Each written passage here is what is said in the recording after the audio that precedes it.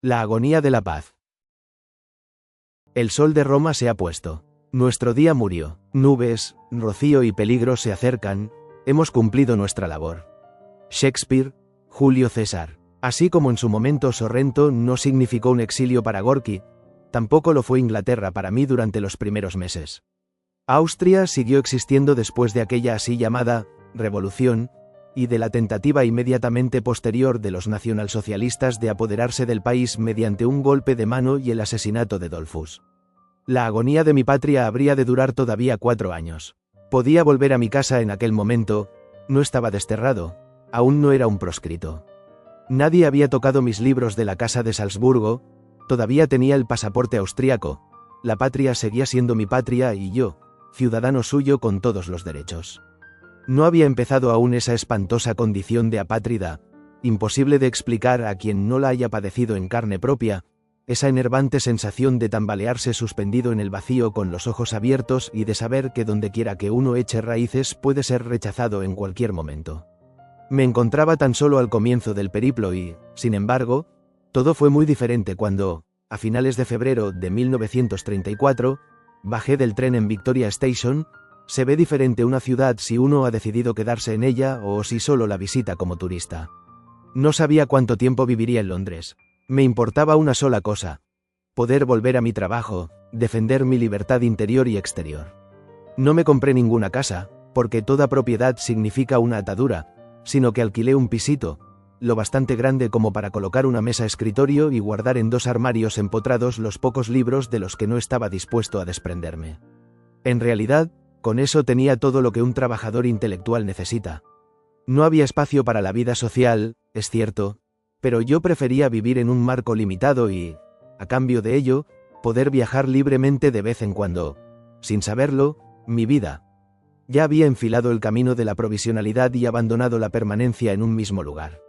La primera tarde ya anochecía y los contornos de las paredes se desdibujaban en el crepúsculo. Entré en la pequeña vivienda, ya por fin preparada, y me asusté, porque en aquel momento tuve la impresión de entrar en aquel otro pequeño alojamiento que había preparado en Viena, con las mismas pequeñas habitaciones, los mismos libros, que me saludaban desde la pared y los alucinados ojos del rey Juan de Blake, que me acompañaba a todas partes. Necesité de veras un rato para reponerme, pues durante años no había vuelto a recordar aquel domicilio. Era un símbolo de que mi vida tan dilatada ya se retraía hacia el pasado y yo me convertía en una sombra de mí mismo. Cuando, 20 años atrás, escogí aquel piso de Viena, también era un comienzo. No había escrito nada todavía o, al menos, nada importante. Mis libros, mi nombre, todavía no existían en mi país. Ahora, por una curiosa similitud, mis libros habían vuelto a desaparecer de la lengua en que habían sido escritos y todo lo nuevo que escribía era desconocido para Alemania. Los amigos estaban lejos, el viejo círculo se había roto. La casa había desaparecido junto con sus colecciones y cuadros, exactamente igual que antaño, me volvía a encontrar rodeado de extraños. Todo lo que había intentado, hecho, aprendido y vivido entre tanto parecía como si se lo hubiera llevado el viento. A los 50 años y pico me encontraba otra vez al principio, volví a ser un estudiante que se sentaba ante su escritorio y por la mañana trotaba hacia la biblioteca, bien que ya no tan crédulo, no tan entusiasta, con un reflejo gris en el pelo y un atisbo de desánimo en el alma cansada. Me cuesta decidirme a contar muchas cosas de aquellos años de 1934 a 1940 pasados en Inglaterra, porque me estoy acercando a la época actual y todos la hemos vivido casi de la misma forma, con el mismo desasosiego avivado por la radio y los periódicos, con las mismas esperanzas y angustias. Hoy todos recordamos con poco orgullo la ceguera política de aquellos años y vemos con horror hasta dónde nos ha conducido. Quien quisiera explicarlo, tendría que acusar, y quién de nosotros tendría derecho a hacerlo. Además, mi vida en Inglaterra fue muy reservada. Aun sabiéndome lo bastante necio como para no poder superar un obstáculo tan superfluo, viví todos aquellos años de semi-exilio y exilio desconectado de toda vida social franca y abierta, llevado por el error de considerar que en un país extranjero no me estaba permitido participar en debates sobre la época. Si en Austria no había podido hacer nada contra la insensatez de los círculos dirigentes, ¿qué podía intentar allí, donde me sentía huésped de aquella buena isla, sabiendo, gracias a un mejor y más exacto conocimiento que ya teníamos de ella, que si señalaba los peligros con los que Hitler amenazaba al mundo se lo tomarían como una opinión personal interesada? Era francamente difícil a veces morderse la lengua ante errores notorios. Era doloroso ver cómo una propaganda magistralmente escenificada abusaba precisamente de la suprema virtud de Inglaterra, la lealtad, la sincera voluntad de dar crédito a cualquiera desde el principio y sin pedirle pruebas. Una y otra vez se pretendía hacer creer que Hitler solo quería atraer a los alemanes de los territorios fronterizos, que luego se daría por satisfecho y, en agradecimiento, exterminaría al bolchevismo. Este anzuelo funcionó a la perfección. A Hitler le bastaba mencionar la palabra paz en un discurso para que los periódicos olvidaran con júbilo y pasión todas las infamias cometidas y dejaran de preguntar por qué Alemania se estaba armando con tanto frenesí. Los turistas que regresaban de Berlín, donde, con toda previsión, se les había guiado y halagado, elogiaban el orden que allí reinaba y a su nuevo amo. Poco a poco fueron surgiendo voces en Inglaterra que empezaban a justificar en parte sus reivindicaciones de una gran Alemania. Nadie comprendía que Austria era la piedra angular del edificio y que, tan pronto como la hicieran saltar, Europa se derrumbaría. Pero yo percibía la ingenuidad y la noble buena fe con las que los ingleses y sus dirigentes se dejaban seducir. Me daba cuenta de ello con los ojos ardientes de quien en su país había visto de cerca las caras de las tropas de asalto y los había oído cantar: «Hoy Alemania es nuestra, mañana lo será el mundo entero». Cuanto más se acentuaba la tensión política, más me apartaba de las conversaciones en torno a ella y de cualquier actividad pública. Inglaterra es el único país del viejo mundo donde no he publicado ningún artículo relacionado con temas contemporáneos, donde nunca he hablado por la radio ni he participado en debates públicos. He vivido allí, en mi pequeño domicilio, en mayor anonimato que 30 años antes cuando era estudiante en Viena. Por lo tanto, no soy un metro testigo válido con derecho a hablar de Inglaterra y menos aún si, como tuve que confesar más tarde, antes de la guerra no había llegado a descubrir la fuerza profunda de Inglaterra, retenida en sí misma, que se revela solo en los momentos de extremo peligro. Tampoco había muchos escritores. Precisamente a los dos con los que acabé trabando amistad, John Drinkwater y Hugh Walpole, se los llevó una muerte prematura, y no trataba mucho con los más jóvenes porque, a causa de la sensación de inseguridad del foreigner, que me agobiaba funestamente, evitaba clubes, cenas y actos públicos. Sin embargo, en una ocasión tuve el placer especial y realmente inolvidable de ver a los dos cerebros más agudos, Bernard Shaw y H. G. Wells, en una discusión, muy cargada por debajo, pero caballerosa y brillante por fuera. Fue durante un lunch con pocas personas en casa de Shaw y yo me hallaba en la situación en parte atractiva y en parte desagradable de no estar al tanto de lo que provocaba la tensión subterránea que se percibía como una corriente eléctrica entre los dos patriarcas, ya desde el momento en que se saludaron con una familiaridad ligeramente impregnada de ironía. Debía existir entre ellos una divergencia de opinión en cuestiones de principios que se había dirimido poco antes o se había de dirimir durante aquel almuerzo. Estas dos grandes figuras, cada una de ellas una gloria de Inglaterra, habían luchado codo a codo, hacía medio siglo y en el círculo de la sociedad fabiana, a favor del socialismo, por aquella época un movimiento también joven todavía. Desde entonces esas dos personalidades tan definidas habían evolucionado por caminos cada vez más divergentes. Wells, perseverando en su idealismo activo y trabajando incansablemente en su visión del futuro de la humanidad; Shaw, en cambio, observando tanto el futuro como el presente cada vez con más ironía y escepticismo, para así poner a prueba su juego mental, hecho de reflexión y divertimiento. También físicamente se habían convertido con los años en dos figuras completamente opuestas. Shaw, el increíblemente vigoroso octogenario que en las comidas solo mordisqueaba nueces y fruta, alto, delgado, siempre tenso, siempre con una estrepitosa carcajada en sus labios fácilmente comunicativos y más enamorado que nunca de los fuegos artificiales de sus paradojas; Wells, el septuagenario con más gusto por la vida y con una vida más holgada que nunca, bajo de estatura, mofletudo e implacablemente serio tras su ocasional hilaridad. Shaw, brillante en su agresividad, rápido y ligero a la hora de cambiar los puntos de ataque; Wells, con una defensa tácticamente fuerte, imperturbable como siempre en su fe y sus convicciones. Enseguida tuve la impresión de que Wells no había acudido a una simple sobremesa para conversar con amigos, sino a una especie de exposición de principios. Y precisamente porque yo no estaba informado de los motivos ocultos de aquel conflicto de ideas, percibí con más intensidad la atmósfera que se respiraba. En cada gesto, cada mirada y cada palabra de ambos llameaban unas ganas de pelear a menudo traviesas, pero en el fondo también serias. Era como si dos esgrimidores, antes de atacarse de veras, ensayaran su agilidad con pequeñas estocadas exploratorias. Shaw poseía un intelecto más rápido. Bajo sus espesas cejas sus ojos centelleaban cada vez que daba una respuesta o atajaba otra. Su gusto por las agudezas, sus juegos de palabras, que había perfeccionado durante 60 años hasta convertirlos en un virtuosismo sin igual, los superó hasta llegar a una especie de petulancia. A ratos, la blanca y espesa barba le temblaba de espontáneas risas llenas de furia contenida, y la cabeza, un poco ladeada, parecía seguir con la mirada la trayectoria de las saetas que disparaba para ver si daban en el blanco. Wells, con sus mofletes colorados y sus ojos tranquilos y tapados, era más mordaz y directo. También su inteligencia trabajaba con una rapidez extraordinaria, pero sin tantos malabarismos, ya que él prefería las estocadas directas, lanzadas con desenvoltura y naturalidad.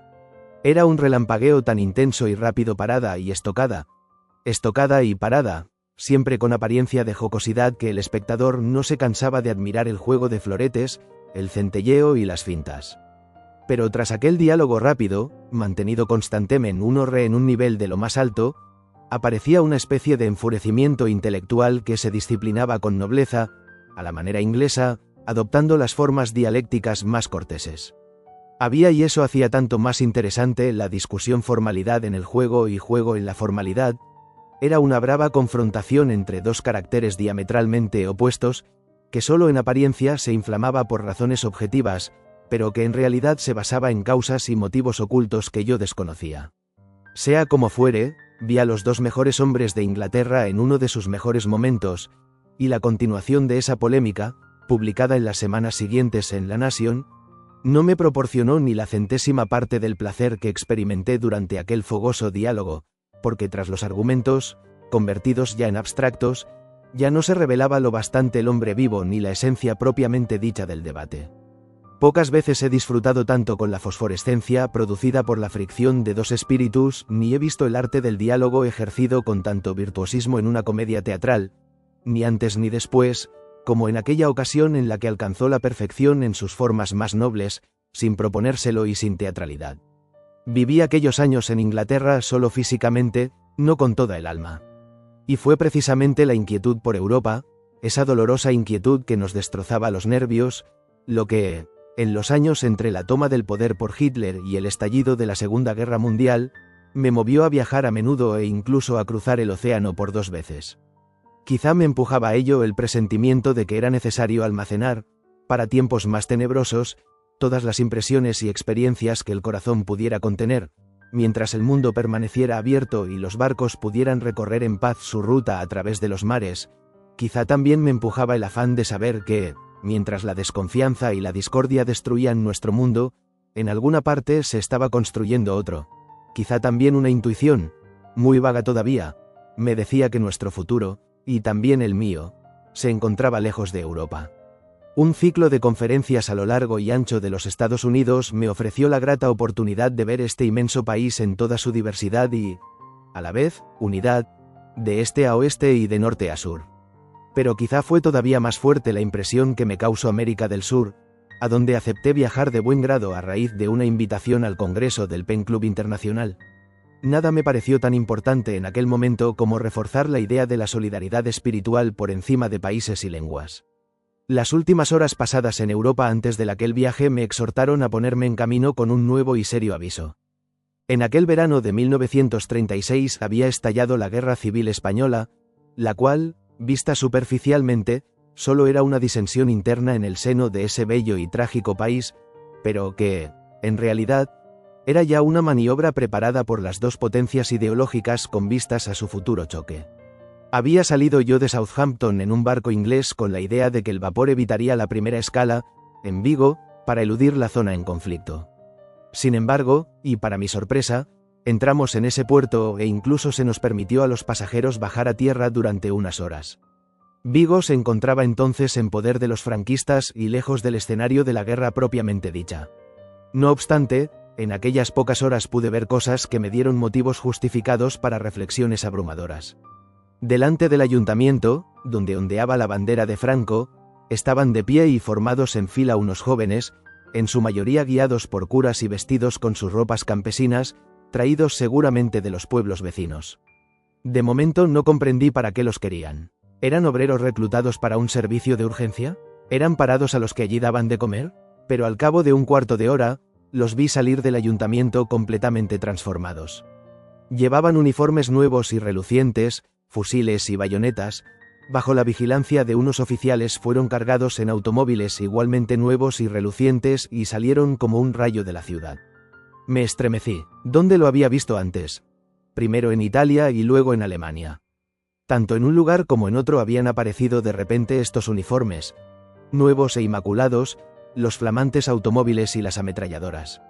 Y una vez más me pregunté, ¿quién proporciona y paga esos uniformes nuevos? ¿Quién organiza a esos pobres jóvenes anémicos? ¿Quién los empuja a luchar contra el poder establecido, contra el parlamento elegido, contra los representantes legítimos de su propio pueblo? Yo sabía que el tesoro público estaba en manos del gobierno legítimo, como también los depósitos de armas. Por consiguiente, esas armas y esos automóviles tenían que haber sido suministrados desde el extranjero y sin duda habían cruzado la frontera desde la vecina Portugal.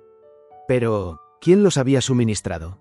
¿Quién los había pagado? Era un poder nuevo que quería el dominio, el mismo poder que actuaba aquí y allá, un poder que amaba la violencia, que necesitaba la violencia y que consideraba debilidades anticuadas todas las ideas que nosotros profesábamos y por las cuales vivíamos: paz, humanidad, entendimiento mutuo. Eran grupos secretos, escondidos en sus despachos y consorcios, que cínicamente se aprovechaban del idealismo ingenuo de los jóvenes para sus ambiciones de poder y sus negocios. Era una voluntad de imponer la fuerza que, con una técnica nueva y más sutil, quería extender por nuestra infaus unota Europa la vieja barbarie de la guerra. Una sola impresión óptica, sensorial, siempre causa más impacto en el alma que 1000 opúsculos y artículos de periódico. Y en el momento en que vi cómo instigadores ocultos proveían de armas a aquellos muchachos jóvenes e inocentes y los lanzaban contra muchachos también jóvenes e inocentes de su propia patria, tuve el presentimiento de lo que nos esperaba, de lo que amenazaba a Europa. Cuando, al cabo de unas horas de parada, el barco desatracó de nuevo, corrí a mi camarote. Me resultaba demasiado doloroso seguir viendo ese hermoso país que había caído víctima de una horrible desolación por culpa de otros. Europa me parecía condenada a muerte por su propia locura. Europa, nuestra santa patria, cuna y partenón de nuestra civilización occidental. Tanto más plácida se ofreció después Argentina a la mirada. Volvía a ser España, su vieja cultura, protegida y preservada en una nueva tierra, más vasta, todavía no abonada con sangre, todavía no emponzoñada con odio. Había abundancia e incluso exceso de alimentos, de riqueza, había espacio infinito y, con él, comida para el futuro. Se apoderó de mí una inmensa alegría y una especie de nueva confianza. ¿No habían emigrado las culturas de un país a otro desde hacía miles de años? ¿No se salvaban siempre las semillas, aunque el árbol cayera bajo el hacha, y con ellas también las nuevas flores y los frutos? Lo que las generaciones anteriores y contemporáneas habían logrado nunca se perdería del todo. Solo hacía falta aprender a pensar a partir de dimensiones más grandes, a contar con lapsos de tiempo más amplios. Deberíamos empezar a pensar, me decía a mí mismo, ya no solo a la europea, sino mirando más allá de Europa. No deberíamos enterrarnos en un pasado moribundo, sino participar en su renacimiento.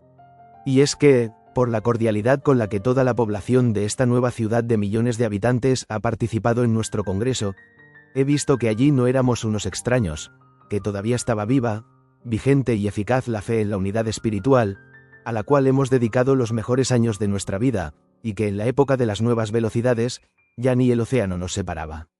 Una nueva misión sustituía a la vieja: construir la comunidad que soñábamos en unas dimensiones más grandes y en uniones más osadas. Sí, después de la última mirada a la inminente guerra, había dado a Europa por perdida. Ahora, allí, bajo la Cruz del Sur, de nuevo empezaba a creer y a tener esperanza. Una impresión no menos imponente, una promesa no menor, supuso para mí Brasil, este país generosamente dotado por la naturaleza de la ciudad más bella del mundo, Este país con un espacio inmenso que ni los ferrocarriles ni las carreteras, ni siquiera los aviones, podían recorrer todavía de cabo a rabo. Aquí el pasado se ha conservado con más esmero que en la misma Europa. Aquí, el embrutecimiento que trajo consigo la Primera Guerra Mundial no ha penetrado todavía en las costumbres, en el espíritu de las naciones. Aquí los hombres viven más pacífica y educadamente que entre nosotros, menos hostil que entre nosotros es el trato entre las diferentes razas. Aquí el hombre no ha sido separado del hombre por absurdas teorías de sangre, raza y origen. Se tenía el singular presentimiento de que aquí todavía se podía vivir en paz. Aquí el espacio, por cuya mínima partícula luchaban los estados de Europa y lloriqueaban los políticos, estaba preparado, en una abundancia inconmensurable, para recibir el futuro. Aquí la tierra esperaba todavía al hombre uno para que la utilizara y la llenara con su presencia. Aquí se podía continuar y desarrollar en nuevas y grandiosas formas la civilización que Europa había creado. Con ojos felices ante las mil formas de la belleza de aquella nueva naturaleza, vi el futuro. Pero viajar e irme lejos, hasta otros mundos y otras estrellas, no quería decir huir de Europa ni de la aflicción por Europa. Casi parece una malévola venganza de la naturaleza contra el hombre el que todas las conquistas de la técnica gracias a las cuales le ha arrancado las fuerzas más secretas le destruyan el alma. La peor maldición que nos ha acarreado la técnica es la de impedirnos huir, ni que sea por un momento, de la actualidad. Las generaciones anteriores, en momentos de calamidad, podían refugiarse en la soledad y el aislamiento. A nosotros, en cambio, nos ha sido reservada la obligación de saber y compartir en el mismo instante lo malo que ocurre en cualquier lugar del globo. Por más que me alejara de Europa, su destino me acompañaba. Desembarcando de noche en Pernambuco, con la Cruz del Sur sobre mi cabeza y rodeado de gentes de piel oscura en la calle, vi en un periódico la noticia del bombardeo de Barcelona y del fusilamiento de un amigo español en cuya compañía había pasado unas agradables horas no hacía muchos meses. Cuando me dirigía a Texas a toda velocidad en un vagón Pullman, entre Houston y otra ciudad petrolera, oí de repente a alguien que gritaba furioso en alemán. Un compañero de viaje había sintonizado casualmente una emisora alemana en la radio del tren y tuve que escuchar, a través de la llanura de Texas, un exaltado discurso de Hitler. No había modo de escaparse, ni de día ni de noche. Siempre debía pensar, con dolorosa ansiedad, en Europa y, dentro de Europa, en Austria. Puede parecer patriotismo mezquino el que, ante la inmensidad del peligro que amenazaba desde China hasta más allá del Ebro y el Manzanares, yo me preocupara especialmente por el destino de Austria. Pero sabía que el destino de toda Europa estaba ligado a este pequeño país que, casualmente, era mi patria. Cuando uno intenta trazar retrospectivamente los errores de la política después de la Primera Guerra Mundial, se da cuenta de que el mayor de todos fue que tanto los políticos europeos como los norteamericanos no llevaron a la práctica el claro y simple plan de Wilson, sino que lo mutilaron. La idea del mismo era conceder libertad e independencia a las pequeñas naciones, pero él había visto con acierto que tal libertad e independencia solo podían mantenerse dentro de una unidad de todos los estados, pequeños y grandes, en una organización de orden superior. Al no crear esa organización, la auténtica y total Liga de las Naciones, y al aplicar solo la otra parte de su programa, la independencia de los estados pequeños, en vez de paz y tranquilidad se creó una tensión crispante.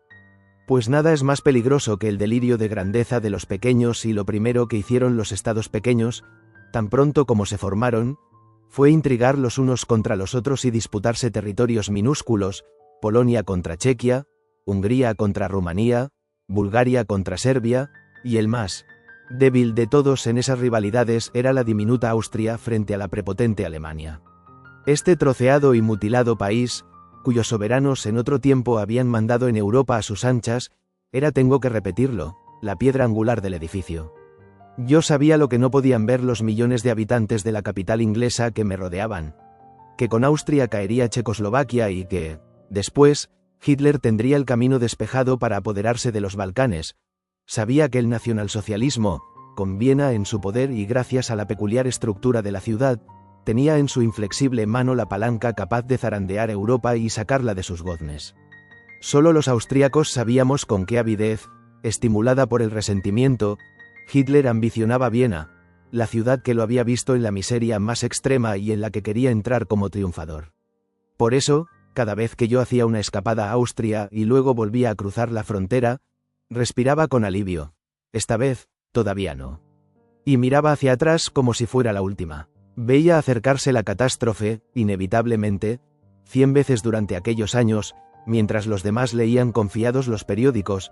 Yo temía en lo más íntimo de mi ser ver en ellos los titulares: Finis Austriae. Ah, cómo me había engañado a mí mismo con la ilusión de creer que desde hacía tiempo me había desligado de su destino. Desde lejos compartía todos los días el sufrimiento de su lenta y febril agonía. Infinitamente más que mis amigos que vivían en ella, que a su vez se engañaban con muestras de patriotismo y se repetían los unos a los otros, día tras día: Francia e Inglaterra. Y sobre todo Mussolini no lo permitirá. Creían en la Liga de las Naciones y en los tratados de paz como los enfermos en las medicinas con hermosas etiquetas. Vivían tranquilos y despreocupados, mientras que a mí, que lo veía todo más claro, se me partía el corazón de angustia. Tampoco mi último viaje a Austria estuvo motivado por otra cosa que por un estallido espontáneo de miedo ante la catástrofe cada vez más inminente. Había estado en Viena en el otoño de 1937 para visitar a mi anciana madre y durante un tiempo no tuve nada más que hacer allí. Como nada urgente me retenía, regresé a Londres. Al cabo de pocas semanas, sería a finales de noviembre, una tarde me dirigía a casa por Regent Street y compré el Evening Standard. Era el día en que Lord Halifax volaba hacia Berlín para intentar por primera vez negociar personalmente con Hitler. En aquella edición del periódico se especificaban, todavía lo veo, el texto a la derecha y en negrita los puntos sobre los que Halifax quería llegar a un acuerdo con Hitler. Y entre líneas leí, o creí leer, el sacrificio de Austria, pues qué otra cosa podía significar una entrevista con Hitler. Y es que los austríacos sabíamos que Hitler no cedería nunca en este punto. Curiosamente, la enumeración programática de los temas de debate solo se incluyó en la edición del mediodía del Evening Standard y desapareció completamente de las demás ediciones del mismo periódico a partir de la tarde. Luego corrió el rumor de que esa información la había proporcionado al periódico la legación italiana, porque lo que más temía Italia en 1937 era un acuerdo entre Alemania e Inglaterra a sus espaldas. No podría decir hasta qué punto era objetiva y cierta la noticia, inadvertida seguramente para la gran mayoría, tal como se publicó en aquella edición del Evening Standard. Solo sé que me estremecí horrorizado ante la idea de que Hitler e Inglaterra negociaran ya respecto a Austria. No me avergüenza decir que el periódico me temblaba en las manos. Falsa o verdadera, la noticia me conmocionó como ninguna otra desde hacía años, pues sabía que, aun cuando se confirmara solo una pequeña parte de la misma, sería el principio del fin. Caería la piedra angular del edificio y, con ella, el edificio entero. Di marcha atrás en el acto, subí al primer autobús en dirección a Victoria Station y me dirigí a Imperial Airways para preguntar si quedaba algún asiento libre en el avión de la mañana siguiente. Quería volver a ver a mi madre, la familia, la patria. Por casualidad pude hacerme todavía con un billete. Metí 4 cosas en una maleta y volé hacia Viena. Los amigos se sorprendieron ante mi regreso tan rápido y repentino. Y cómo se rieron a costa mía cuando les insinué mis inquietudes. El mismo Jeremías de siempre, dijeron con soma. ¿Acaso no? ¿Sabía que la población entera de Austria apoyaba ahora a Schuschnigg al 100%?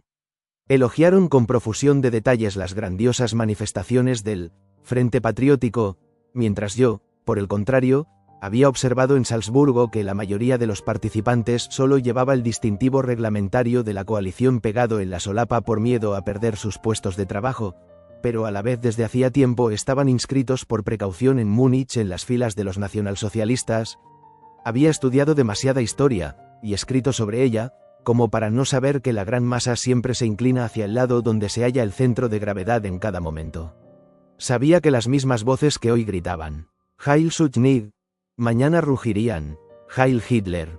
Sin embargo, todos aquellos con los que habl con acento agudo en Viena mostraban una sincera despreocupación. Se invitaban mutuamente a actos sociales con smoking y frac, sin sospechar que pronto llevarían el uniforme de prisioneros en campos de concentración, desbordaban los comercios con compras de Navidad para sus hermosas casas, sin sospechar que en unos meses otros se las quitarían y las saquearían. Y esa eterna despreocupación de la vieja Viena, que tanto me había gustado antes y con la que he soñado toda la vida, esa despreocupación que el poeta nacional vienés Anzengruber resumió una vez en el axioma, «Nada te puede pasar mayor que», por primera vez me dolió. Aunque quizás, en última instancia, eran más sabios que yo todos aquellos amigos de Viena, pues sufrían solo cuando pasaba algo, mientras que yo me imaginaba las desgracias, las padecía antes de tiempo y volvía a padecerlas cuando ocurrían de veras. Sin embargo, ya no comprendía a mis amigos, ni podía hacerme comprender por ellos. Después del segundo día ya no previne a nadie más. ¿Para qué inquietar a alguien que no quiere ser inquietado? Que el lector no lo tome como un adorno añadido, sino como la pura verdad, si digo que en los últimos días que pasé en Viena contemplé cada una de las familiares casas, cada iglesia, cada jardín y cada uno de los viejos rincones de la ciudad en la que había nacido con un nunca más. Mudo y desesperado. Había abrazado a mi madre con un secreto, es la última vez. Me despedí de toda la ciudad y de todo el país con un sentimiento de nunca más, pues tenía conciencia de que era una despedida, un adiós para siempre. Pasé de largo por Salzburgo, la ciudad donde tenía la casa en la que había trabajado durante 20 años, sin siquiera bajar del tren en la estación. Por supuesto que desde la ventanilla habría podido ver la casa de la colina, con todos sus recuerdos de los años vividos. Pero no volví los ojos hacia ella. ¿Para qué, mirándolo bien, si no volvería a vivir allí? Y en el instante en que el tren cruzó la frontera, supe, como el patriarca Lot de la Biblia, que detrás de mí todo era polvo y ceniza, un pasado petrificado en sal amarga. Creía haber presentido todos los horrores que podían ocurrir cuando el sueño de odio de Hitler se hiciera realidad y él mismo ocupara victorioso Viena, la ciudad que lo rechazó cuando era un joven pobre y fracasado. Pero, qué tímida, pequeña y lastimosa resultó mi fantasía, como toda fantasía humana, ante la inhumanidad que se desató aquel 13 de marzo de 1938, el día en que Austria, y con ella Europa, sucumbió a la fuerza bruta. Finalmente cayó la máscara. Como los demás estados ya habían manifestado abiertamente su miedo, la brutalidad ya no tenía que imponerse trabas morales, así que no se sirvió conservaban todavía algún peso Inglaterra, Francia, el mundo, de ningún pretexto hipócrita para excluir, por ejemplo, a los marxistas de la vida política. Ya no simplemente se robaba y saqueaba, sino que se daba rienda suelta a cualquier ansia de venganza personal. Catedráticos de universidad eran obligados a fregar las calles con las manos, judíos creyentes de barba blanca eran arrastrados al templo y obligados por mozalbetes vocingleros a arrodillarse y gritar a coro, Heil Hitler. Por las calles se cazaba a gente inocente como a conejos y se los llevaba a empujones a los cuarteles de la SA para que limpiaran las letrinas, todo lo que la enfermiza y sórdida fantasía del odio había ideado durante muchas noches de orgía se desataba a la luz del día.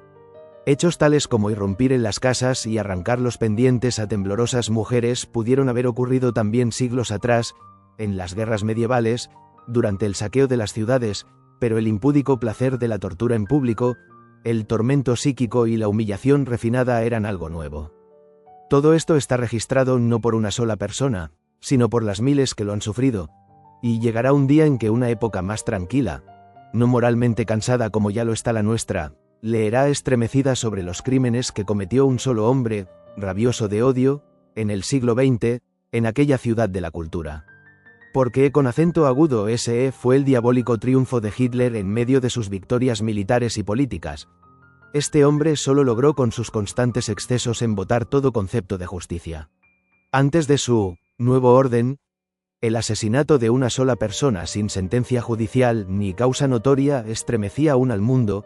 La tortura era inconcebible en el siglo XX y se llamaba a las expropiaciones lisa y llanamente rapiña y robo. Ahora, en cambio, tras la nueva versión de las sucesivas noches de San Bartolomé, después de las torturas hasta la muerte en las celdas de la SA y detrás de los alambres de espino, ¿qué importaba una injusticia aislada y el sufrimiento en este valle de lágrimas? En 1938, después de Austria, nuestro mundo ya estaba más acostumbrado a la inhumanidad, la injusticia y la brutalidad que cuanto lo había estado durante siglos. Lo que había ocurrido en aquella infausta ciudad de Viena antes habría bastado para provocar un boicot internacional, pero en el año 1938 la conciencia mundial claudicaba o solo se quejaba un poco antes de olvidar y perdonarlo todo. Aquellos días en que resonaban los gritos de auxilio lanzados diariamente desde la patria, en que sabía que amigos próximos eran secuestrados, torturados y humillados, en que, impotente, temblaba de miedo por aquellos a los que amaba, aquellos días fueron unos de los más terribles de mi vida. No me avergüenza decir aquí hasta qué punto la época nos ha pervertido el corazón, que no me estremecí ni lloré cuando me llegó la noticia de la muerte de mi madre, a la que había dejado en Viena, sino que, al contrario, sentí algo parecido a un alivio, pues ahora la sabía a salvo de todos los sufrimientos y peligros. A los 84 años, casi sorda del todo, vivía en nuestra casa familiar y, por lo tanto, de momento no podía ser desahuciada ni siquiera de acuerdo con las nuevas leyes arias, y teníamos la esperanza de llevarla al extranjero de un modo u otro al cabo de un tiempo. Uno de los primeros decretos de Viena la había afectado seriamente. A su edad tenía las piernas débiles y estaba acostumbrada, durante sus paseos diarios, a descansar en un banco del ring o del parque después de cada 5 o 10 minutos de penoso andar. No hacía siquiera 8 días que Hitler se había convertido en amo y señor de la ciudad, cuando proclamó la orden que prohibía a los judíos sentarse en los bancos. Era una de aquellas prohibiciones ideadas, obviamente, con el único y sádico propósito de martirizar con malicia. Y es que robar a los judíos tenía, al fin y al cabo, una cierta lógica y un sentido, pues con el producto del robo de las fábricas, del mobiliario de las casas y villas y de los puestos de trabajo vacante, se podía alimentar a los partidarios y recompensar a los antiguos satélites. En definitiva, la Galería de Arte de Göring debe su esplendor principalmente a esa práctica aplicada al por mayor. Ahora bien, impedir a una anciana o a un hombre mayor cansado sentarse unos minutos en un banco para recuperar el aliento, eso estaba reservado al siglo y al hombre que millones de personas adoraban como al más grande de la época. Por fortuna a mi madre le fue ahorrado el tomar parte por mucho tiempo en tales groserías y humillaciones. Murió pocos meses después de la ocupación de Viena y no puedo menos que mencionar un episodio relacionado con su muerte, pues creo importante dejar constancia de esta clase de detalles con vistas a un futuro que los tendrá por imposibles. Una mañana, aquella mujer de 84 años sufrió un desmayo. El médico que la atendió pronosticó enseguida que difícilmente pasaría de aquella noche y mandó buscar a una enfermera, una mujer de 40 años, para que la velara junto a su cama. Ni mi hermano ni yo, sus 2 únicos hijos, estábamos en Viena y, naturalmente, no podíamos acudir, pues para los representantes de la cultura alemana regresar a Austria para visitar a una madre en su lecho de muerte también constituía un delito. De modo que un primo nuestro aceptó pasar la noche en la casa para que al menos alguien de la familia estuviera presente en el momento de la muerte. Aquel primo era entonces un hombre de 60 años que tampoco gozaba de buena salud y que de hecho también murió al cabo de un año. Cuando había empezado a prepararse la cama en la habitación contigua para pasar allí la noche, apareció la enfermera, hay que decir en su honor que bastante avergonzada, para comunicar que, lamentándolo mucho, según las nuevas leyes nacionalsocialistas, le resultaba imposible pasar la noche al lado de la moribunda. Dijo que mi primo era judío y, puesto que ella era una mujer de menos de 50 años, no podía pasar la noche bajo el mismo techo al mismo tiempo que él, ni siquiera para velar a una moribunda, pues, conforme a la mentalidad de Streicher, lo primero que se le ocurriría a un judío sería practicar con ella un acto de deshonra racial. Por supuesto, añadió, lamentaba mucho aquella orden, pero debía cumplir la ley. Y así mi primo de 60 años, para que la enfermera pudiera quedarse junto a la moribunda, se vio obligado a salir de la casa al anochecer. Quizás ahora se comprenda que yo considerara afortunada a mi madre por no tener que seguir viviendo entre esa clase de gente. La caída de Austria produjo en mi vida privada un cambio que en un principio consideré del todo insignificante y puramente formal.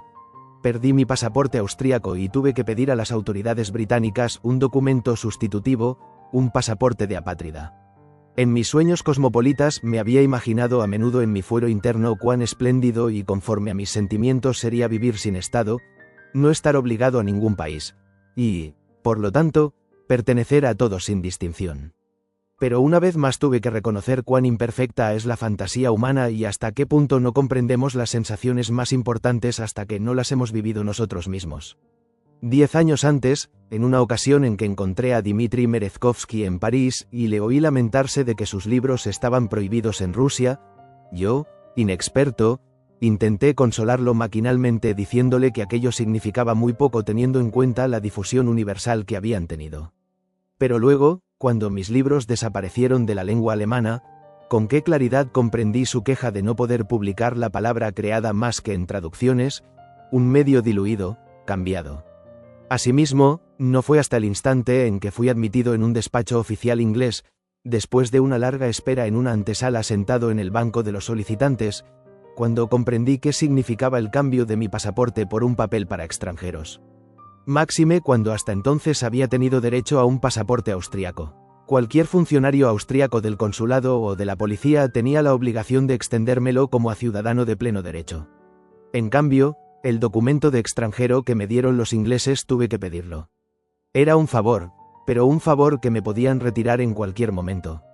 De la noche a la mañana había descendido un peldaño más. Ayer todavía era un huésped extranjero y, en cierto modo, un gentleman que gastaba allí sus ingresos internacionales y pagaba sus impuestos, y hoy me había convertido en un emigrado, un refugiado.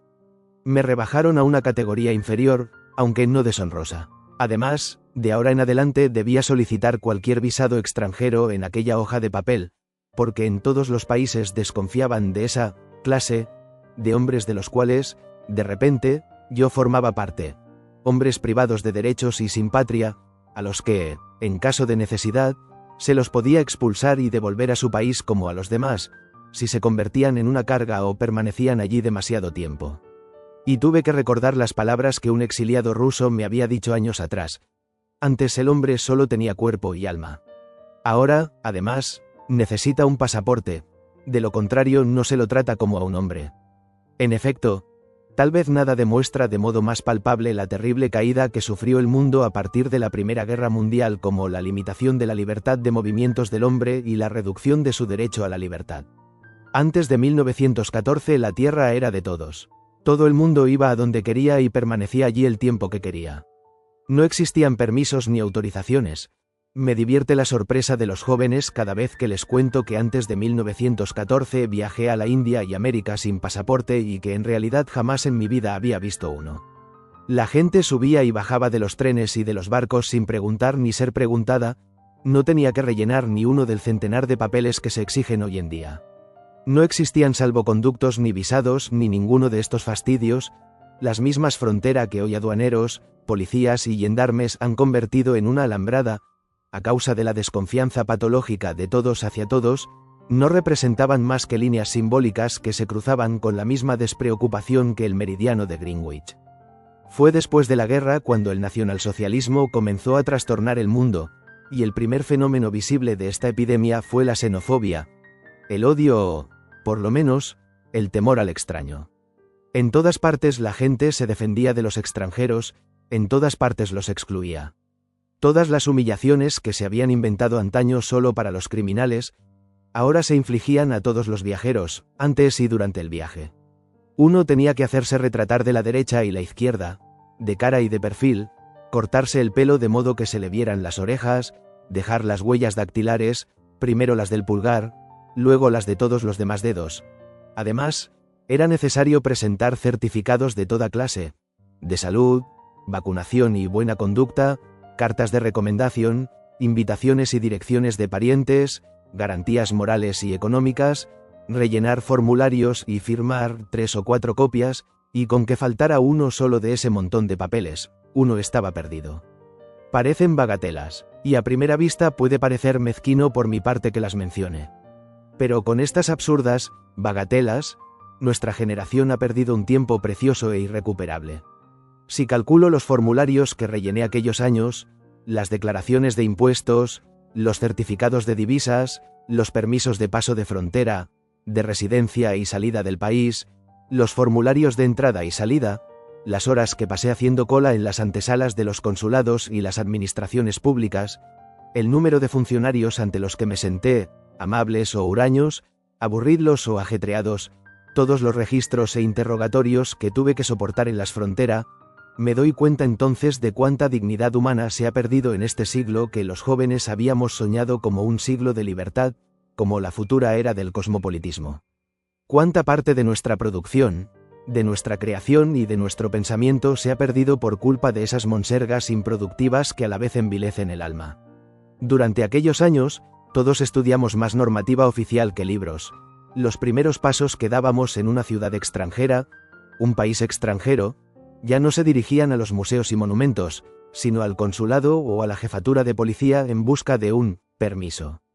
Cuando nos encontrábamos los mismos que antes solíamos hablar de una poesía de Baudelaire y discutíamos de diversos problemas con pasión intelectual, ahora nos sorprendíamos hablando de affidavits y permisos y de si debíamos solicitar un visado permanente o de turista, conocer a una funcionaria insignificante de un consulado que nos acortara el rato de espera era, en aquella década, más vital que la amistad de un Toscanini o un Roland. Constantemente se nos hacía notar que nosotros, que habíamos nacido con un alma libre, éramos objetos y no sujetos, que no teníamos derecho a nada y todo se nos concedía por gracia administrativa. Constantemente éramos interrogados, registrados, numerados, fichados y marcados. Yo todavía hoy, como hombre incorregible que soy, de una época más libre y ciudadano de una república mundial ideal, considero un estigma los sellos de mi pasaporte y una humillación las preguntas y los registros. Son bagatelas, solo bagatelas, lo sé, bagatelas en una época en la que el valor de una vida humana ha caído con mayor rapidez aún que cualquier moneda. Pero solo si se deja constancia de estos pequeños síntomas, una época posterior podrá determinar el diagnóstico clínico correcto de las circunstancias que desembocaron en el trastorno espiritual que sufrió nuestro mundo entre las dos guerras mundiales. Quizás estaba yo demasiado mal acostumbrado de antes. Quizá mi sensibilidad se había vuelto cada vez más irritable por los cambios bruscos de los últimos años. La emigración, sea del tipo que sea, provoca por sí misma, inevitablemente, un desequilibrio. La persona pierde estabilidad, y eso también hace falta haberlo vivido para comprenderlo. Si no siente su propio suelo bajo los pies, se vuelve más insegura y más desconfiada consigo misma. Y no dudo en reconocer que, desde el día en que tuve que vivir con documentos o pasaportes extraños, no volví a sentirme del todo yo mismo. Una parte de la identidad natural de mi yo, original y auténtico, quedó destruida para siempre. Me volví más reservado de lo que era por naturaleza y yo, antes tan cosmopolita, ahora no logro librarme de la sensación de tener que dar gracias especiales por cada hálito que robo a un pueblo que no es el mío. Cuando lo pienso con claridad, me doy cuenta, desde luego, que son manías absurdas, pero ¿cuándo la razón ha podido con los sentimientos? De nada me ha servido educar al corazón durante medio siglo para que latiera como el de un citoyen Dumont.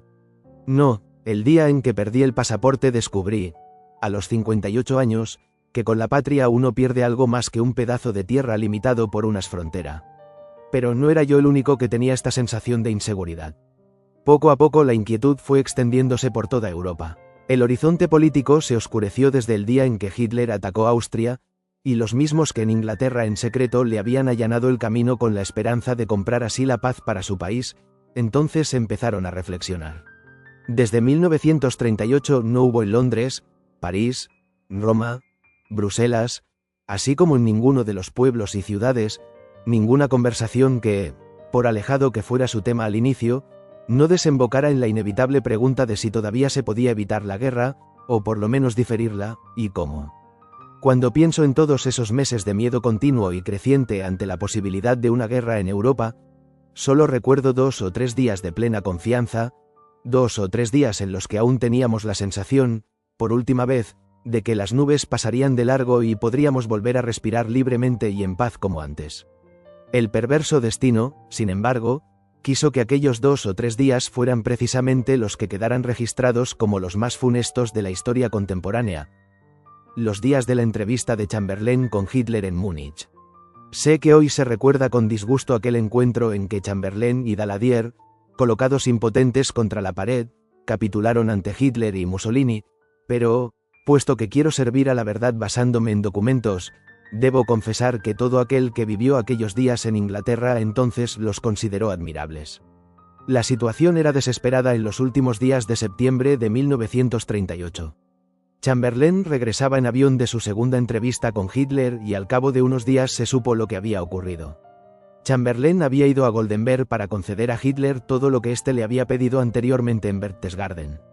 Pero lo que unas semanas antes le había parecido suficiente a Hitler luego ya no satisfacía su histeria de poder. La política del appeasement y del try and try again había fracasado estrepitosamente y en Inglaterra se había acabado de la noche a la mañana la época de la buena fe. Inglaterra, Francia, Checoslovaquia, Europa, solo podían escoger entre humillarse ante las perentorias ansias de poder de Hitler o plantarle cara con las armas. Inglaterra parecía dispuesta a todo. Ya no escondía sus preparativos bélicos, sino que exhibía públicamente su armamento. De repente aparecieron obreros excavando refugios antiaéreos en medio de los jardines de Londres, en Hyde Park, Regent's Park y, sobre todo, frente a la embajada alemana. Se movilizó a la flota, los oficiales del Estado Mayor volaban sin parar entre París y Londres para decidir conjuntamente las últimas medidas. Los barcos que se dirigían a América eran abordados por extranjeros que querían ponerse a salvo antes de que fuera demasiado tarde. Desde 1914 Inglaterra no había conocido un despertar como aquel. La gente iba por la calle con un ademán más serio y pensativo. Miraba las casas y las calles rebosantes pensando para sus adentros: no se abatirán mañana las bombas sobre ellas. Y, tras las puertas, todos se sentaban alrededor de la radio para escuchar las noticias. Una tensión tremenda, invisible pero perceptible, se había apoderado de todos y de cada segundo a lo largo y ancho del país. Después se celebró aquella histórica sesión del Parlamento en la que Chamberlain informó sobre su nuevo intento de llegar a un acuerdo con Hitler y sobre una nueva propuesta, la tercera, de ir a visitarlo en cualquier lugar de Alemania para salvar la seriamente amenazada paz. Todavía no había obtenido respuesta, y entonces, en mitad de la sesión, llegó calculado con exagerado dramatismo el telegrama que anunciaba el consentimiento de Hitler y Mussolini a una conferencia conjunta en Múnich, y en aquel momento, un caso prácticamente único en la historia de Inglaterra, el Parlamento inglés perdió los nervios. Los diputados se pusieron en pie de un salto, gritando y aplaudiendo, las tribunas retumbaron de alegría. Hacía años que la honorable casa no había vibrado con tamaño estallido de júbilo como en aquella ocasión. Desde el punto de vista humano era un espectáculo maravilloso ver cómo el sincero entusiasmo por la posibilidad de salvar todavía la paz superaba el porte y la moderación tan virtuosamente practicados por los ingleses. Desde el punto de vista político, empero, aquel arrebato representó con acento agudo un terrible error, pues con aquella alegría desbordada el Parlamento y el país habían revelado hasta qué punto aborrecían la guerra y estaban dispuestos a cualquier sacrificio, a renunciar a sus intereses y hasta a su prestigio por amor a la paz. Sin embargo, de aquel día en adelante Chamberlain quedó señalado como el hombre que iba a Múnich no a luchar por la paz, sino a implorarla. Pero entonces nadie sospechaba todavía la clase de capitulación que les aguardaba. Todo el mundo creía, yo también, no lo niego, que Chamberlain iba a Múnich a negociar, no a capitular. Luego siguieron 2 o 3 días de impaciente espera, días en que el mundo entero, como quien dice, contuvo la respiración. Se excavaba en los parques, se trabajaba en las fábricas de armamento, se instalaban baterías antiaéreas, se repartían caretas antigás, se sopesaba la conveniencia de evacuar a los niños de Londres y se tomaban misteriosas medidas que nadie comprendía, pero que todo el mundo sabía a qué estaban destinadas. La gente volvió a pasar mañanas, tardes y noches esperando el periódico, escuchando la radio. Se repitieron aquellos momentos de julio de 1914 con una espera terrible y crispada, del sí o el no. Y, de repente, como llevados por una fuerte ráfaga de viento, los sofocantes nubarrones se despejaron, los corazones se ensancharon y las almas se sintieron libres. Se había dado la noticia de que Hitler, Chamberlain, Daladier y Mussolini habían llegado a un acuerdo total y, más aún, que Chamberlain había conseguido cerrar un pacto con Alemania que garantizaba el arreglo pacífico de todos los posibles conflictos entre ambos países para siempre. Parecía una victoria decisiva de la tenaz voluntad de paz de un hombre de Estado, por sí mismo soso e insignificante, y todos los corazones latieron de gratitud hacia él en aquel momento. Por radio se oyó primero el mensaje Peace for Our Time, que anunciaba a nuestra sufrida generación que podíamos volver a vivir en paz y contribuir a la construcción de un mundo nuevo y mejor, y miente quien quiera negar a posteriori lo mucho que nos embriagaron aquellas palabras mágicas. Pues, ¿quién podía creer que un hombre que regresaba preparado para una entrada triunfal era un hombre derrotado? Si la gran masa de Londres hubiera sabido la hora exacta de la llegada de Chamberlain en la mañana de su regreso de Múnich, centenares de miles de personas habrían invadido el aeródromo de Croydon para saludar y vitorear al hombre que, según creíamos todos en aquel momento, había salvado la paz de Europa y el honor de Inglaterra. Luego salieron los periódicos a la calle. Las fotografías mostraban a un Chamberlain, su rostro severo normalmente recordaba la cabeza de un pájaro irritado, orgulloso y sonriente en la puerta del avión, agitando el histórico documento que anunciaba Peace for Our Time y que él traía a su pueblo como valiosísimo regalo. Por la noche ya se pasaba la escena en los cines, la gente saltaba de los asientos, gritando y vitoreando, casi abrazándose, con el sentimiento de la nueva hermandad que se iniciaba entonces en el mundo. Para toda persona que en aquel momento estallaba en Londres, en Inglaterra, aquel fue un día inolvidable que prestó alas al espíritu. En aquellos históricos días me encantaba pasear por las calles para impregnarme con más intensidad de su atmósfera, para respirar con todos los sentidos, en el sentido más propio de la palabra, el aire del momento. Los obreros habían dejado de excavar en los parques, la gente los rodeaba riendo y charlando, pues gracias a la Peace for Our Time los refugios antiaéreos ya no eran necesarios. Oí a dos chavales mofarse, en un cockney excelente, de aquellos refugios, diciendo que ojalá los convirtieran en meaderos públicos subterráneos, porque en Londres no había suficientes. Todos los presentes se rieron y todo el mundo parecía más animado, devuelto a la vida, como las plantas después de la tempestad. Caminaban más erguidos que el día anterior, con los hombros más ligeros y en sus ojos ingleses, por lo general tan fríos, centelleaba un brillo de alegría. Las casas parecían más luminosas desde que la gente sabía que no las amenazaban las bombas, los autobuses, más elegantes, el sol, más radiante, la vida de miles y miles de personas, sublimada y fortalecida por aquella sola palabra embriagadora. Yo notaba cómo también a mí me embriagaba la euforia. Caminaba incansable, cada vez más deprisa y más ligero. También a mí me llevaba la ola de la confianza reavivada, con más fuerza y alegría. En la esquina de Piccadilly, de pronto se me acercó alguien precipitadamente. Era un funcionario del gobierno inglés al que en realidad conocía muy poco, un hombre impasible y reservado. En circunstancias normales nos habríamos saludado cortésmente y nada más, y a él no se le habría ocurrido dirigirme la palabra. Pero en aquella ocasión venía a mi encuentro con los ojos chispeantes. ¿Qué le ha parecido Chamberlain?, me preguntó radiante de alegría. Nadie confiaba en él, pero ha obrado correctamente. No ha transigido y así ha salvado la paz. Era la opinión de todos, también la mía aquel día. Y el día siguiente también fue un día feliz. Los periódicos se mostraban unánimes en su júbilo, los valores de la bolsa subieron espectacularmente, por primera vez desde hacía años llegaban voces de amistad desde Alemania y en Francia proponían levantar un monumento a Chamberlain. Pero, ¡ay!, solo fue la última llamarada de un fuego que iba a extinguirse definitivamente. En los días siguientes empezaron a filtrarse los fatales detalles. Cuán absoluta había sido la capitulación ante Hitler y cuán ignominiosa la entrega de Checoslovaquia, a la que se había garantizado ayuda y apoyo. Y hacia el fin de semana ya era público que ni siquiera la capitulación había satisfecho a Hitler y que, incluso antes de que se hubiera secado la firma del pacto, él ya lo había violado en todos sus puntos. Sin ninguna clase de escrúpulos, Goebbels proclamó entonces públicamente y a los cuatro vientos que en Múnich habían acorralado a Inglaterra contra la pared. La gran luz de la esperanza se había apagado, pero había brillado durante un día o dos y nos había calentado los corazones. No quiero ni puedo olvidar aquellos días. Desde el momento en que supimos la verdad de lo ocurrido en Múnich, paradójicamente ya no vi en Inglaterra sino a muy pocos ingleses. La culpa fue mía, pues los evitaba o, mejor dicho, evitaba entrar en conversación con ellos, aunque tenía la obligación moral de admirarlos más que nunca. Eran generosos con los refugiados, que llegaban a tropeles, mostraban hacia ellos una compasión de lo más noble y un interés caritativo.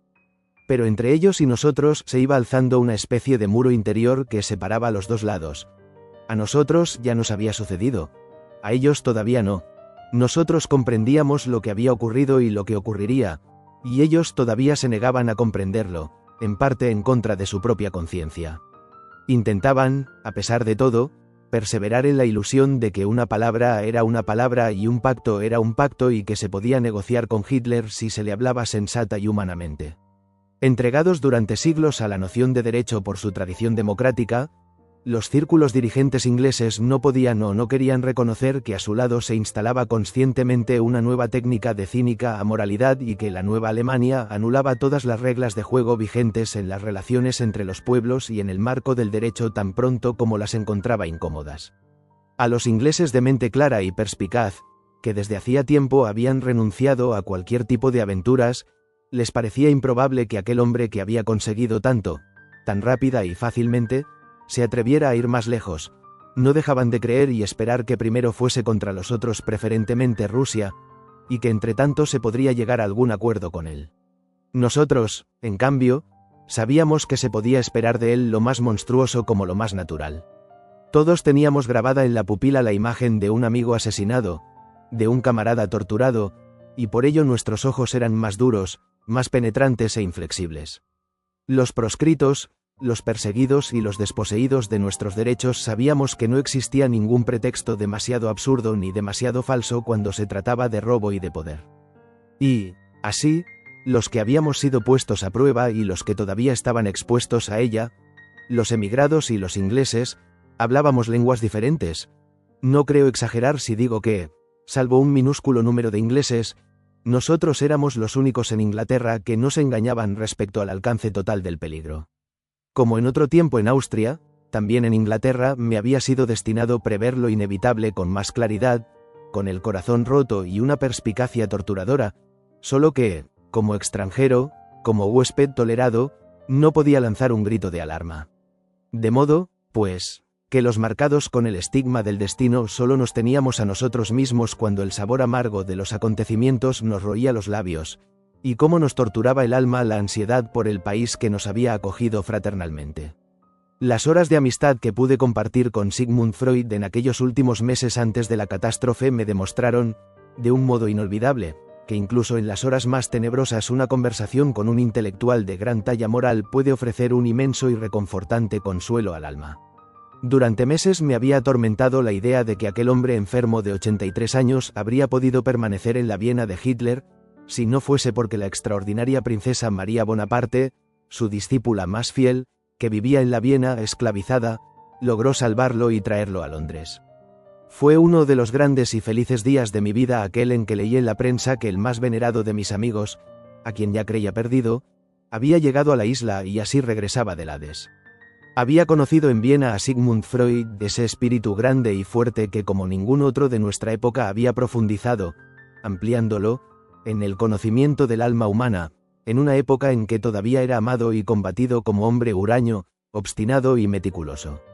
Fanático de la verdad, pero a la vez consciente de los límites de toda verdad, me dijo un día: existe tan poca verdad al 100% como alcohol puro.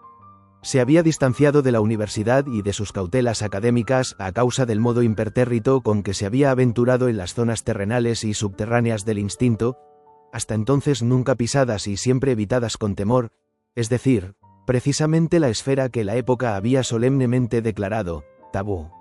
Sin darse cuenta de ello, el mundo del optimismo liberal se percató de que aquel espíritu no comprometido con su psicoanálisis le socavaba implacablemente las tesis de la paulatina represión de los instintos por parte de la razón y el progreso, y de que ponía en peligro su método de ignorar las cosas molestas con la técnica despiadada de sacarlas a la luz. Pero no fue solo la universidad, ni solo la camarilla de los médicos de los nervios pasada de moda, los que hicieron causa común contra aquel incómodo intruso, sino que fue el mundo entero, todo el viejo mundo, el viejo modo de pensar, la convención moral, toda la época, que veía en él a aquel que quita el velo, y eso le daba miedo. Poco a poco se organizó un boicot médico en su contra, él perdió el consultorio y, como no se podían rebatir científicamente sus tesis, ni siquiera sus planteamientos más osados, se intentó liquidar sus teorías de los sueños a la manera vienesa, esto es, ironizando y banalizándolas como temas jocosos de conversaciones sociales.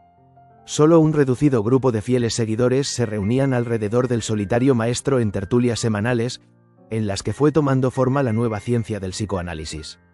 Mucho antes de que yo mismo me diera cuenta de las dimensiones reales de la revolución espiritual que se estaba preparando a partir de los primeros trabajos fundamentales de Freud, me había ganado ya para su causa la actitud firme y moralmente inquebrantable de ese hombre extraordinario. He aquí por fin a un hombre de ciencia, un hombre que un joven hubiera soñado tener como modelo, prudente en sus afirmaciones mientras no tuviera la prueba definitiva y la seguridad absoluta de las mismas, pero impertérrito ante la oposición del mundo entero tan pronto como una hipótesis se convertía en certeza válida, un hombre modesto como no había otro en cuanto a su persona, pero dispuesto a luchar por cada dogma de su doctrina y fiel hasta la muerte a la verdad inmanente que defendía a partir de sus conocimientos. Era imposible imaginarse a un hombre más intrépido. Freud tenía la audacia de decir siempre lo que pensaba, aun sabiendo que con sus palabras claras e inexorables inquietaba y perturbaba, nunca trataba de hacer más fácil su difícil posición a fuerza de concesiones, por pequeñas o puramente formales que fuesen. Estoy convencido de que Freud habría podido exponer una quinta parte de sus teorías sin tropezar con la oposición académica, si hubiera estado dispuesto a adornarlas y, por ejemplo, decir erotismo en vez de sexualidad, eros en vez de libido, y no llegar siempre implacablemente a las últimas consecuencias en vez de limitarse a insinuarlas. Pero era intransigente cuando se trataba de la doctrina y de la verdad. Cuanto más fuerte era el antagonismo, más fuerte se volvía su determinación. Cuando busco un símbolo para el concepto de coraje moral, el único heroísmo en la tierra que no reclama víctimas ajenas, veo siempre ante mí el bello, claro y humano rostro de Freud, con sus oscuros ojos de mirada sincera y serena. El hombre que ahora buscaba refugio en Londres huyendo de su patria, a la que había dado fama por todo el mundo y a través de los tiempos, era un hombre viejo desde hacía años y, además, estaba gravemente enfermo.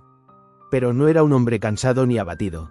En mi fuero interno tenía un poco de miedo de encontrarlo amargado o trastornado después de los dolorosos momentos que debía de haber pasado en Viena. Todo lo contrario, lo vi más libre y feliz que nunca. Me llevó al jardín de su casa de suburbio londinense. ¿Ha vivido alguna vez en un lugar tan bonito como este?, me preguntó con una clara sonrisa dibujándose en su boca, antes tan severa. Me mostró las tan queridas estatuillas egipciacas que María Bonaparte había salvado para él. ¿Acaso no estoy de nuevo en casa? Y en el escritorio tenía desplegados los grandes folios de su nuevo manuscrito. A sus 83 años escribía día tras día con la misma clara letra redonda y el mismo espíritu lúcido e incansable de sus mejores días. Su firme voluntad lo había superado todo, la enfermedad, la edad y el exilio, y por primera vez daba curso libre a la bondad que había estado estancada en su interior durante los largos años de lucha. La vejez solo lo había vuelto más moderado, y las pruebas superadas, más indulgente. A ratos descubría en él gestos afectuosos que no le conocía de antes, tan reservado como era. Le ponía la mano en la espalda a uno y, tras las relucientes gafas, sus ojos miraban con más calidez. Durante todos aquellos años, conversar con Freud fue para mí uno de los mayores placeres intelectuales. Aprendía de él y a la vez lo admiraba. Se sentía uno comprendido con cada palabra que pronunciaba aquel hombre magnífico y sin prejuicios al que ninguna confesión asustaba, ninguna afirmación irritaba y para el que la voluntad de educar a los demás a ver y sentir con claridad se había convertido en una voluntad instintiva de vivir. Pero nunca experimenté con tanta gratitud el valor insustituible de aquellas largas conversadores como durante aquel año sombrío, el último de su vida. Tan pronto como uno entraba en su habitación, quedaba excluida de la misma, por decirlo así, la locura del mundo exterior. Lo más cruel se volvía abstracto, lo más confuso se aclaraba, la actualidad se subordinaba humildemente a las grandes fases cíclicas. Por primera vez veía al verdadero sabio que, elevado por encima de sí mismo, ya no sentía el dolor y la muerte como una experiencia personal, sino como objetos suprapersonales de observación y reflexión. Su muerte no era una proeza moral inferior a su vida. Freud sufría horriblemente entonces a causa de la enfermedad que había de arrebatárnoslo. Se veía que le cansaba visiblemente el tener que hablar con el paladar artificial y uno se sentía realmente avergonzado ante cada palabra que el anciano le concedía, porque articularla le costaba un gran esfuerzo. Pero no abandonaba al amigo.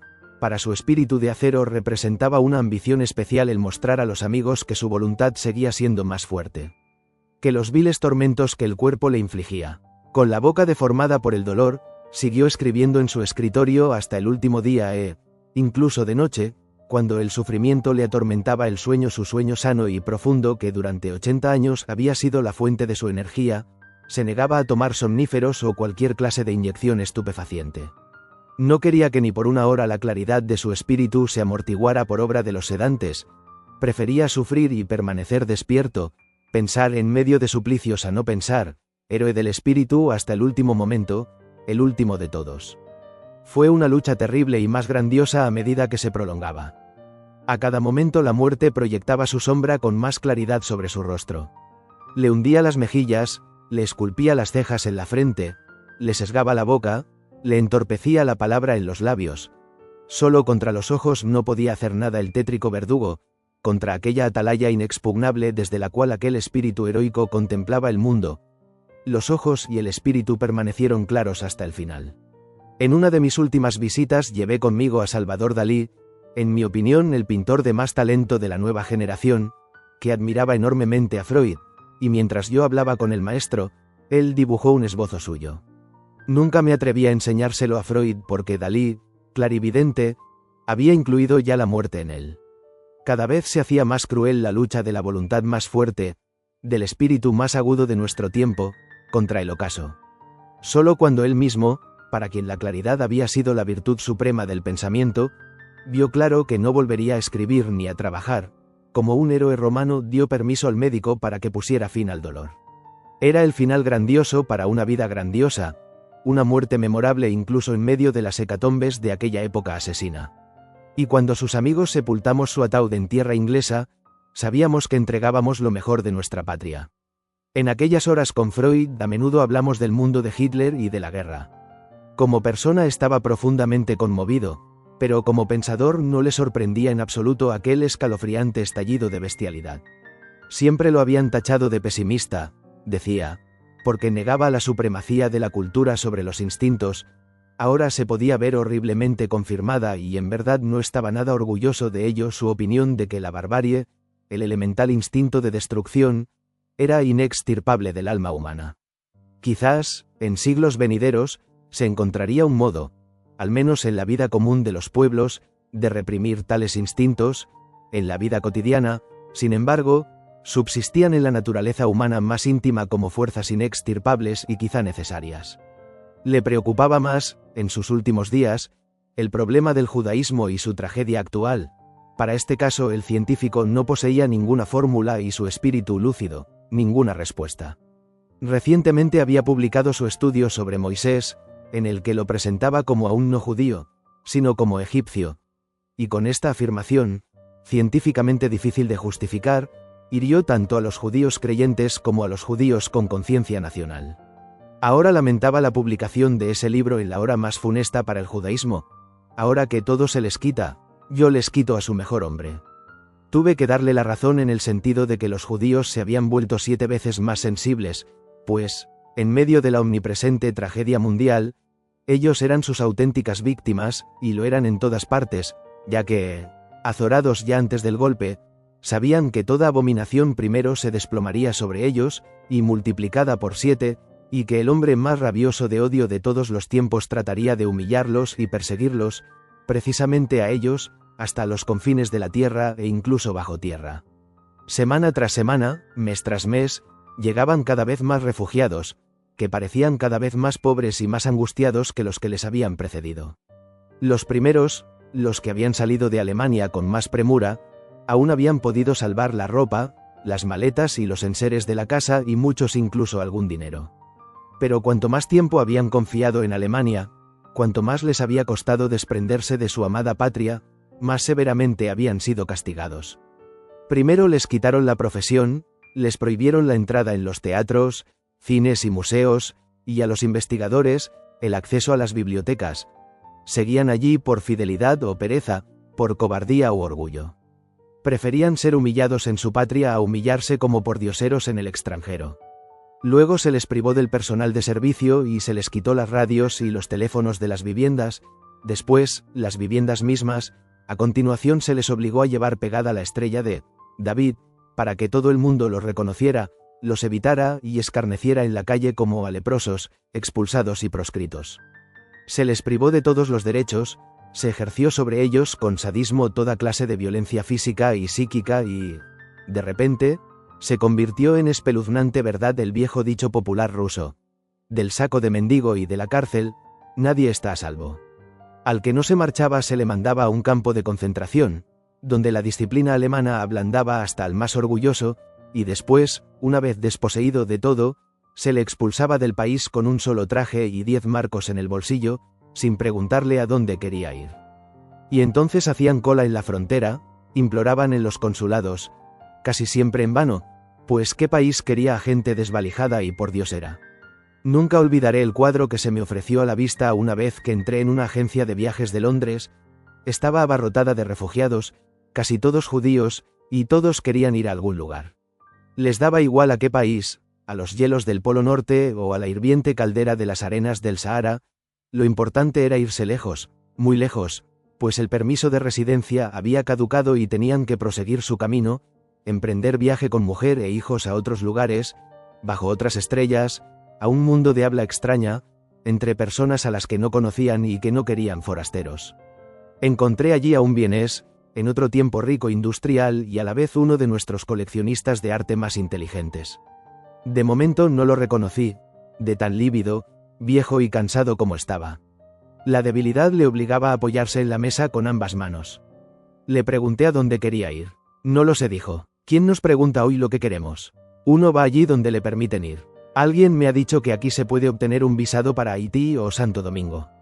El corazón me dio un vuelco. Un hombre viejo y agotado, con hijos y nietos, que tiembla con la esperanza de poder trasladarse a un país que nunca ha visto en el mapa, solo para ir tirando, para pedir limosna y seguir siendo un extraño y un inútil. A su lado alguien preguntó con ansia desesperada el modo de llegar a Shanghái, pues le habían dicho que los chinos todavía acogían a refugiados. Y así se amontonaban unos al lado de otros, ex catedráticos, ex directores de banco, ex comerciantes, ex hacendados, ex músicos, todos ellos dispuestos a arrastrar las miserables ruinas de su existencia allá donde fuere, por tierra y por mar, a hacer cualquier cosa, a soportar cualquier cosa, pero lejos de Europa, lejos, lejos. Era un grupo fantasmal, pero lo más trágico para mí era pensar que aquellas 50 personas maltratadas representaban solo la dispersa y minúscula vanguardia del inmenso ejército de 5, 8 o quizá 10 millones de judíos que ya estaban a punto de marchar tras ellos, de todas las personas desposeídas y, por si eso fuera poco, pisoteadas luego por la guerra, que esperaban los envíos de las instituciones de beneficencia, los permisos de las autoridades y el dinero para el viaje, una masa gigantesca que, criminalmente espantada y huyendo con pánico del incendio hitleriano, asediaba las estaciones de tren en todas las fronteras y llenaba las cárceles, todo un pueblo expulsado al que se negaba el derecho a ser pueblo y, sin embargo, un pueblo que durante 2000 años no había deseado otra cosa que no tener que emigrar nunca más y sentir bajo sus pies en reposo una tierra tranquila y pacífica. Pero lo más trágico de esta tragedia judía del siglo era que quienes la padecían no encontraban en ella sentido ni culpa. Todos los desterrados de los tiempos medievales, sus patriarcas y antepasados, sabían como mínimo por qué sufrían, por su fe y por su ley.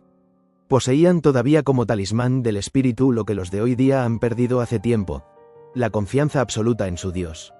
Vivían y sufrían con la orgullosa ilusión de haber sido escogidos por el Creador del mundo y de los hombres para un destino y una misión especiales, y la palabra promisoria de la Biblia era para ellos mandamiento y ley. Cuando se los lanzaba a la hoguera, apretaban contra su pecho las sagradas escrituras y, gracias a este fuego interior, no sentían tanto el ardor de las llamas asesinas. Cuando se les perseguía por todos los países, siempre les quedaba una última patria, la de Dios, de la que no les podía expulsar ningún poder terrenal, ningún emperador, rey o inquisidor. Mientras la religión los mantenía unidos, eran una comunidad y, por consiguiente, una fuerza. Cuando se les expulsaba y perseguía, expiaban la culpa de haberse separado conscientemente de los demás pueblos de la tierra a causa de su religión y sus costumbres. Los judíos del siglo, en cambio, habían dejado de ser una comunidad desde hacía tiempo. No tenían una fe común, consideraban su judaísmo más una carga que un orgullo y no tenían conciencia de ninguna misión. Vivían alejados de los mandamientos de sus libros antaño sagrados y ya no querían hablar su antigua lengua común.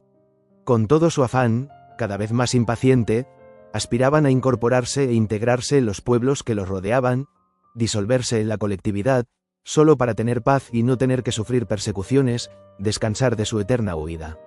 Y, así, los unos ya no comprendían a los otros, refundidos con los demás pueblos.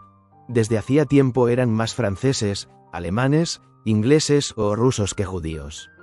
Hasta hoy, cuando se les amontona y se les barre de las calles como inmundicia, los directores de banco expulsados de sus palacios berlineses, los servidores de las sinagogas excluidos de las comunidades ortodoxas, los catedráticos de filosofía de París y los cocheros rumanos, los lavadores de cadáveres y los premios Nobel, los cantantes de concierto y las plañideras, los escritores y los destiladores, los hacendados y los desheredados, los grandes y los pequeños, los devotos y los ilustrados, los usureros y los sabios, los sionistas y los asimilados, los askenazis y los sefarditas, los justos y los pecadores y, tras ellos, la atónita multitud de los que creían haber escapado hace tiempo de la maldición, los bautizados y los mezclados, hasta hoy, digo, por primera vez durante siglos, no se ha obligado a los judíos a volver a ser una comunidad que no sentían como suya desde tiempos inmemoriales, la comunidad del Éxodo que desde Egipto se repite una y otra vez.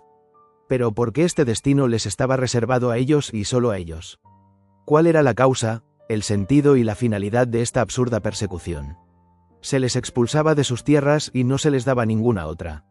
Se les decía, no queremos que habitéis entre nosotros, pero no se les decía dónde tenían que vivir.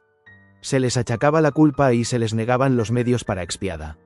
Y se miraban los unos a los otros con ojos ardientes en el momento de la huida y se preguntaban, ¿por qué yo? ¿Por qué tú? ¿Por qué yo y tú, a quien no conozco, cuya lengua no comprendo, cuya manera de pensar no entiendo, a quien nada me ata? ¿Por qué todos nosotros? Y nadie sabía la respuesta. Ni siquiera Freud, la CAB.Z más clara de la época, con quien yo hablaba a menudo aquellos días, veía una solución o un sentido a tal absurdo. Pero quizás el sentido último del judaísmo sea el de repetir una y otra vez, a través de su existencia misteriosamente perdurable, la eterna pregunta de Job a Dios, para que no sea totalmente olvidada en la tierra. Nada hay más fantasmagórico que quien se creía muerto y enterrado hacía tiempo vuelva a aparecerse en la vida, con la misma forma y figura. Había llegado el verano de 1939, Múnich había pasado ya a la historia con su breve ilusión de Peace for Our Time, Hitler había atacado y anexionado la mutilada Checoslovaquia, rompiendo juramentos y promesas, Klaipėda había sido ocupada, la prensa alemana, artificialmente encauzada por el delirio, reclamaba Danzig y el corredor polaco. Inglaterra se despertó con un amargo regusto de su leal credulidad. Incluso la gente sencilla e inculta, que solo por instinto aborrecía la guerra, empezó a exteriorizar con vehemencia su enojo. Todos los ingleses, normalmente tan reservados, le dirigían a uno la palabra. El portero que guardaba nuestro espacioso bloque de pisos, el lift boy del ascensor, la camarera que arreglaba las habitaciones. Nadie entendía muy bien lo que pasaba, pero todo el mundo recordaba una cosa, algo innegablemente manifiesto, que Chamberlain, el primer ministro de Inglaterra, había volado 3 veces a Alemania para salvar la paz y que ninguna de las concesiones hechas de buena fe había satisfecho a Hitler. En el Parlamento inglés se oyeron de pronto palabras duras, stop agresión. Por doquier se veían preparativos para, o, más propiamente dicho, contra, la inminente guerra. De nuevo se cernieron sobre Londres los globos de defensa, todavía tenían el inocente aspecto de elefantes de juguete para niños, de nuevo se abrieron los refugios antiaéreos y se revisaron las caretas antigas que se habían distribuido. La situación se había vuelto tan tensa como un año antes, quizás incluso más, pues esta vez el gobierno ya no tenía detrás a una población cándida e ingenua, sino a una decidida y exasperada.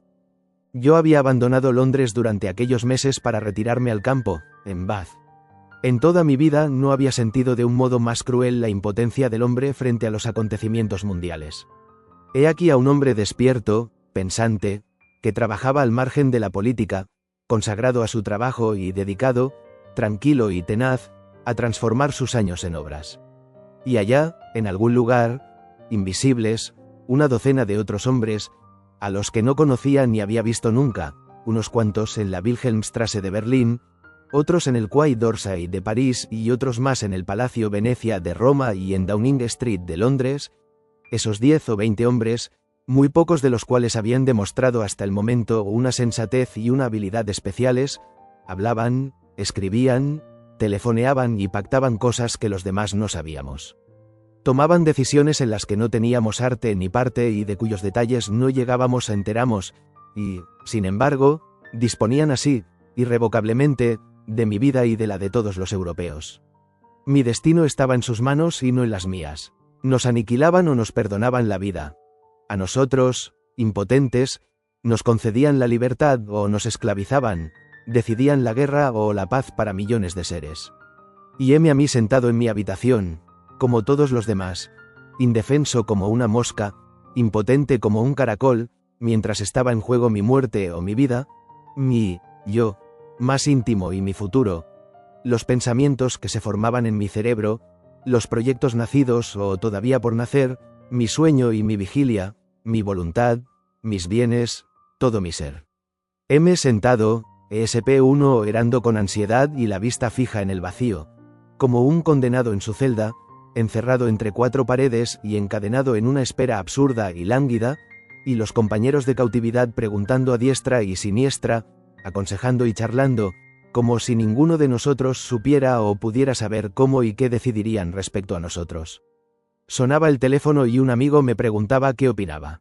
Tenía ante mí el periódico, que me desconcertaba más aún. Escuchaba la radio y un comentario contradecía el anterior. Salía a la calle y la primera persona con la que tropezaba me pedía la opinión.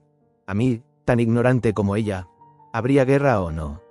Y yo, en mi ansiedad, también preguntaba, hablaba, charlaba y discutía, aun sabiendo de sobra que todo conocimiento, toda experiencia y toda previsión adquiridas o inculcadas a lo largo de los años eran fútiles ante las decisiones de aquella docena de extraños y que, por segunda vez en el transcurso de 25 años, me encontraba de nuevo sin fuerza ni voluntad frente al destino y los pensamientos latían vacíos de sentido en mis doloridas sienes.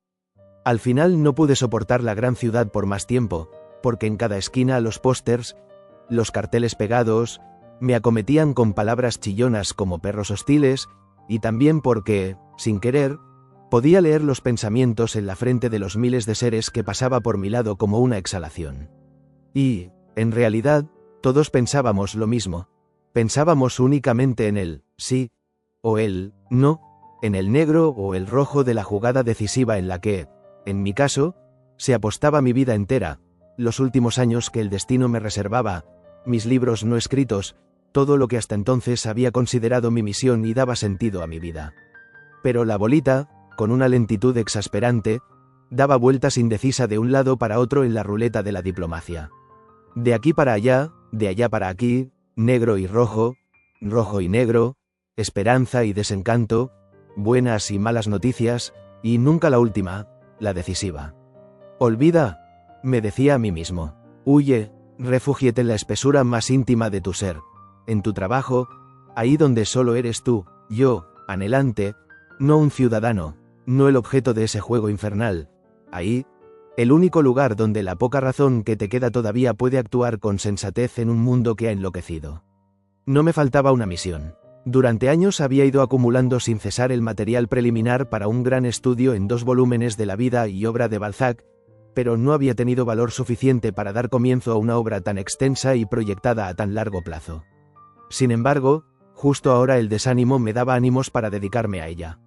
Me retiré a Bath, y precisamente a Bath porque esa ciudad, en la que habían escrito muchos de los mejores autores de la gloriosa literatura inglesa, Fielding sobre todo, ofrecía la mirada tranquila, con más fidelidad y fuerza que cualquier otra ciudad inglesa, la apariencia de un siglo diferente, más pacífico, el 18.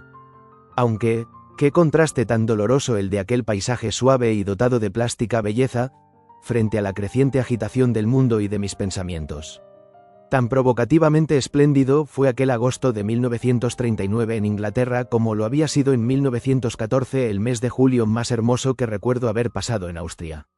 De nuevo el cielo suave, de un azul sedoso como una divina tienda de paz, de nuevo la benéfica luz del sol sobre los prados y los bosques, además de una indescriptible magnificencia de flores, la misma gran paz sobre la tierra, mientras sus habitantes se preparaban para la guerra.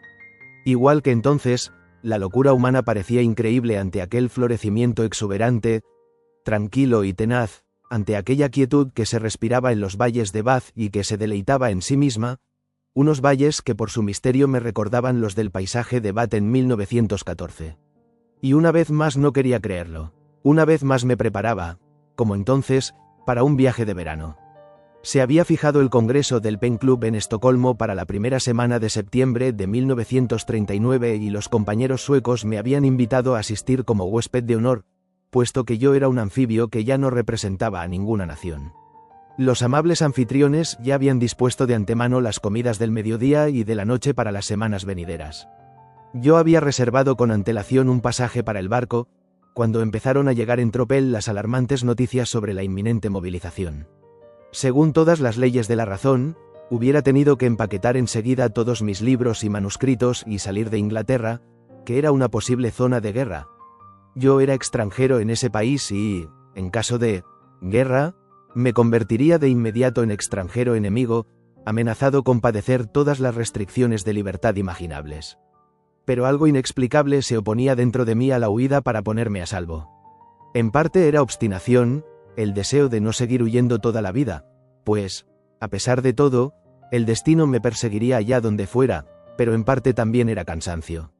Acojamos el tiempo tal como él nos quiere, me decía con Shakespeare. Si te quiere, no te resistas por más tiempo, a tus casi 60 años. Ya no te robará lo mejor que tienes, tu vida vivida hasta ahora.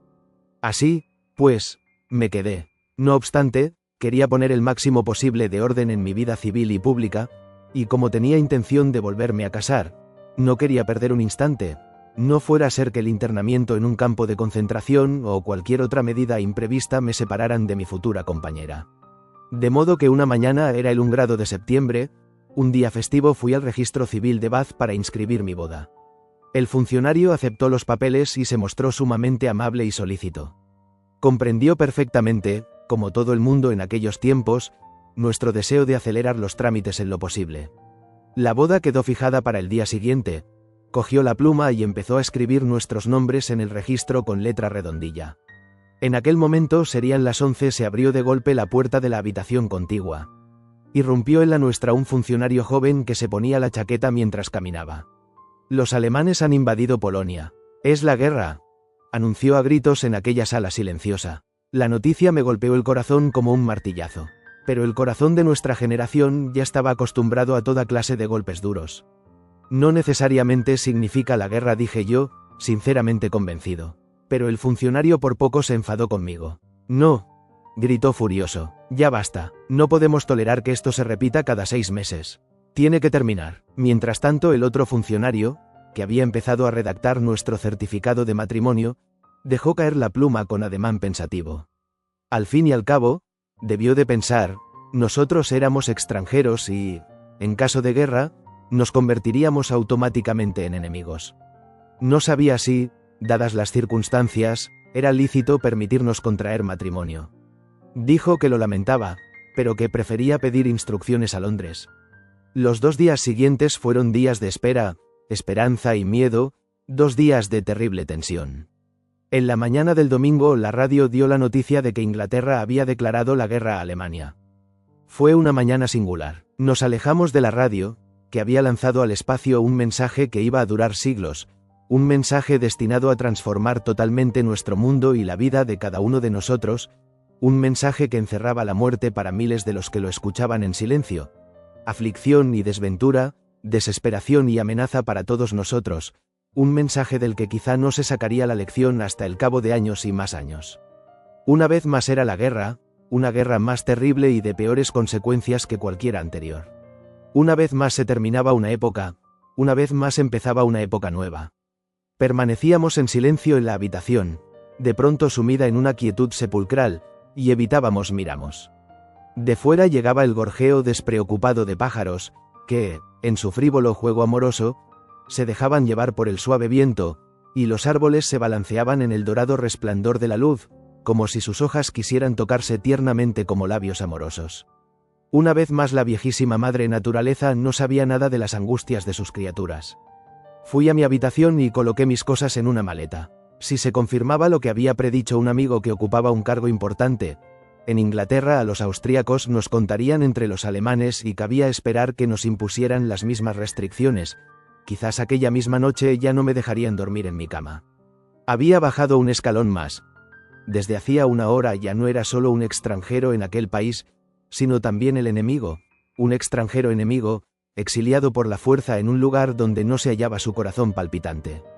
Se podía imaginar una situación más absurda para un hombre expulsado hacía tiempo de una Alemania que lo había estigmatizado como anti-alemán a causa de su raza y de su modo de pensar, que la de encontrarse en otro país donde, por un decreto burocrático, le imponen una comunidad de la cual, como austríaco, nunca ha formado parte. De un plumazo el sentido de toda una vida se había convertido en contrasentido. Yo escribía y pensaba en alemán, pero cada idea que concebía, cada deseo que sentía, pertenecía a los países que se alzaban en armas por la libertad del mundo. Cualquier otro vínculo, todo lo anterior y pasado, se había roto y destruido.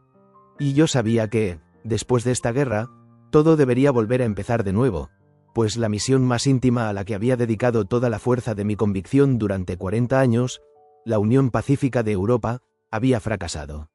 Aquello que yo temía más que a la propia muerte, la guerra de todos contra todos, se había desencadenado por segunda vez. Y quien había luchado con pasión durante toda su vida por la solidaridad humana y por la unión de los espíritus, se sentía en aquellos momentos, que exigían como nunca una comunión absoluta, inútil y solo como en ninguna otra época anterior a causa de esa brusca segregación. Bajé al centro de la ciudad para echar una última mirada a la paz. Resplandecía serena a la luz del mediodía y no me pareció diferente de como solía ser. La gente seguía su camino de costumbre con su paso habitual. No corría, no formaba corros en mitad de la calle. Su comportamiento aparecía tranquilo y sereno, propio de los domingos, y por un momento me pregunté, ¿acaso todavía no lo saben?